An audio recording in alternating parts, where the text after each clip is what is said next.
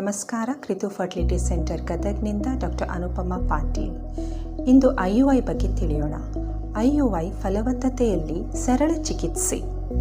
IUI ಎಂದರೆ ಹೆಂಡತಿಯ ಗರ್ಭಕೋಶದ ಒಳಗೆ ಯಜಮಾನರ ವೀರಾಣುಗಳನ್ನು ಹಾಕುವುದಕ್ಕೆ IUI ಎಂದು ಹೇಳುತ್ತೇವೆ. ಇದು IUI ಯಾರಿಗೆ ಬೇಕಾಗ್ತದ?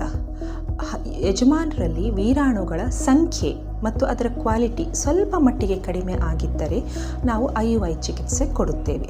ಆದರೆ ಬಹಳ ವಿಪರೀತವಾಗಿ ಅದು ಪ್ರಾಬ್ಲಮ್ ಇದ್ದರೆ ಯಜಮಾನರಲ್ಲಿ IUI ಚಿಕಿತ್ಸೆ ಅಷ್ಟೊಂದು ಫಲ ಕೊಡುವುದಿಲ್ಲ. ಮತ್ತು ಇದನ್ನು ಯಾವಾಗ ಮಾಡಬೇಕು?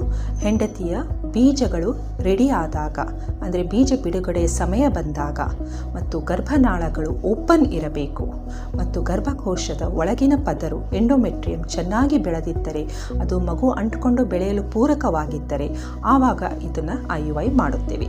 ಇದರ success rate about 15 to 20% per month ಮಾತ್ರ ಇರುತ್ತದೆ. ನಮಸ್ಕಾರ.